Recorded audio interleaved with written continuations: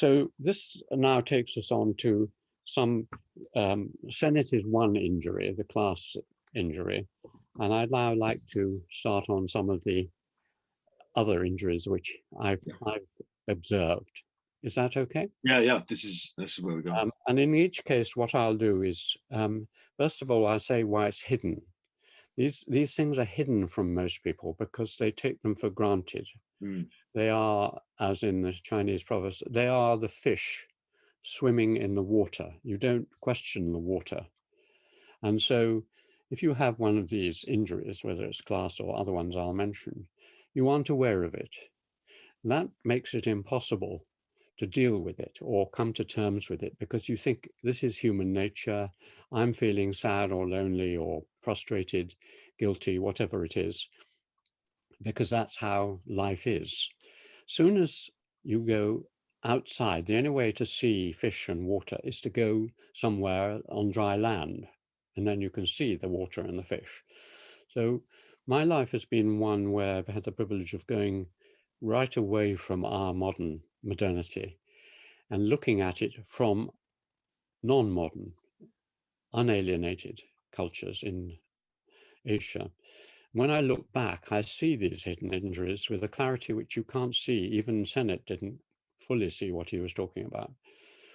And so I would like to first say what is I see and what it is, then to think a bit about, because I'm doing all this off the top of my head, I haven't really thought it through, what it is that causes it. And then if you know what might be the cause, then you can start to think about what might at least ameliorate it. Because you can't get rid of it because it's, as they say, hardwired into modernity. If you get rid of it entirely, and just say, get rid of the class system, get rid of property, you end up with the Soviet Union. So what you've got to do is say, this is really what's causing the problem. It's like Freud analyzing the psychological difficulty and then giving you therapy to deal with it. So I'm providing, hopefully, that sort of process.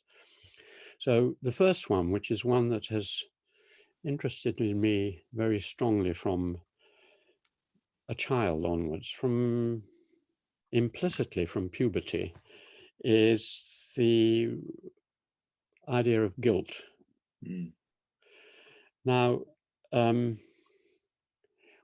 when I went to Nepal and Japan, one of the things that most struck me was the absence of guilt. I mean, this was a theme of one of the best famous books on Japan, Ruth Benedict's Chrysanthemum and Sword, where she talks about guilt cultures of the West. And basically... And she contrasts it with shame culture, doesn't she? That's right. That's the contrast. I mean, exactly. I mean, she says, guilt culture is where you feel internally. When you, for example, lie, you feel a sense of shame inside yourself. It's Riesman's inner direction. It's very similar to Riesman's other direction is shame. In other words, if no one knows that you have lied or stolen, you don't feel anything. And Japan is there being a kind of interrelated. It's only if it affects your social relations will you feel any sense of remorse. Now, many people, it was a brilliant insight, but it's much too oversimplified, and many people have tried to correct it and corrected it.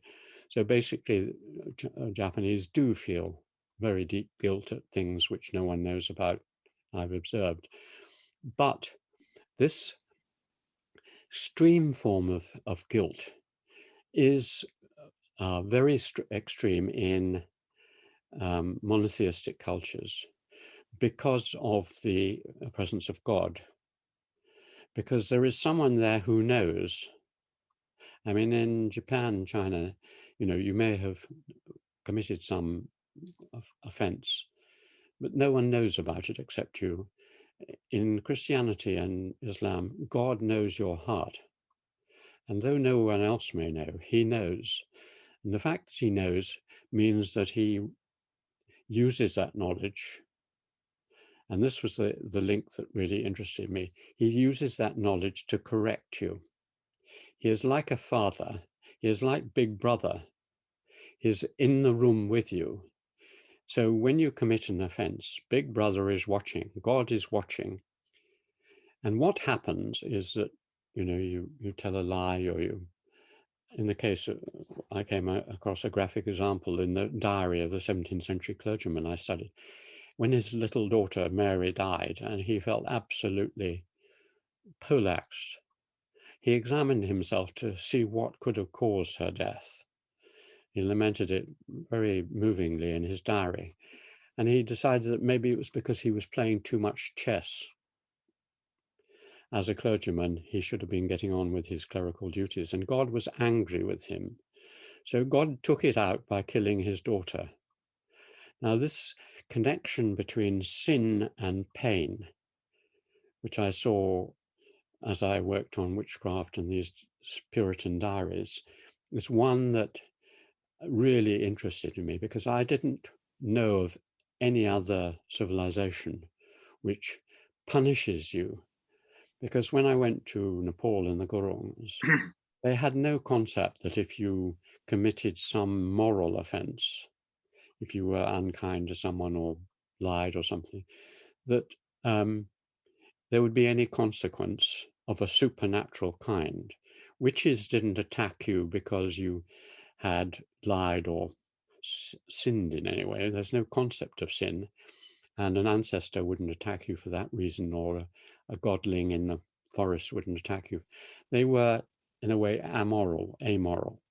So the link between pain and sin is absent in and this other. is something that you find very much in Dostoevsky's novels, isn't it? I mean, the Brothers Karamazov is really basically all about this.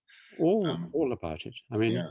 Much of European literature, Yeah. much of the great novels of the West, and the poetry, and John Donne onwards and so on, is about this. And even when a person is not believing in God, they've somehow internalized this. So even if they don't believe in a God, they act as if they do. They somehow do believe it, even if they don't believe it. You know what I mean? Well, I do, yes. And that's why we're all basically still theists in our society. No one now in a Protestant descended, or even to a certain extent Catholic. I mean, the Catholics partly ameliorate this through the notions of extreme unction and pardons and so on and so on. And if you repent just before you die and so on, you won't necessarily go to hell. But the Calvinist streak in Protestantism takes it to its extreme logic, which is not only is your little daughter going to die for Jocelyn, but you're going to hell. And this sort of streak was, I think I became interested in it as a schoolboy, because much of my sort of existential life outside, classes and games and friendships and so on, was about the battle between sex and religion. In other words, I was a normal teenager being brought up in a single-sex institution where we weren't allowed to know that there were women in this world for 12 weeks of the year, and so on. So you fall into venal sins, and you feel a deep sense of guilt and failure. And I didn't actually feel that, when I got my nose broken in a rugger game, it was because of my venal sins. But I was filled with a certain amount of guilt. And then examining this in the witchcraft work and then seeing its absence elsewhere, I saw that not only is this something which fills many people through their lives with a sense of guilt. I remember when I gave my part 1 lectures, and I gave a special lecture on sex to first-year Cambridge undergraduates doing anthropology. And I took them through Kinsey's sexual behavior of human male or whatever. And I just told them, you realize that 95% of people, both males and females, masturbate. you realize that 50% of farm children in America have sexual relations with animals. You realize, you know, don't worry, everyone's the same as you. And, you know, it's meant to be, you're meant to feel really bad about it, but it's normal. Now, no one at my public school ever said that, you know. They were all saying, you know, play a bit more rugger and all this will go away, Alan. So basically,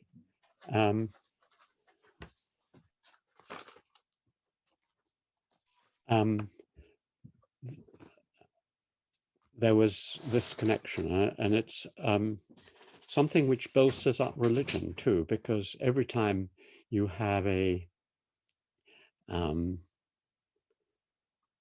some pain is caused, something goes wrong with your life, instead of challenging God and saying, oh, you know, he's at fault, it actually reinforces.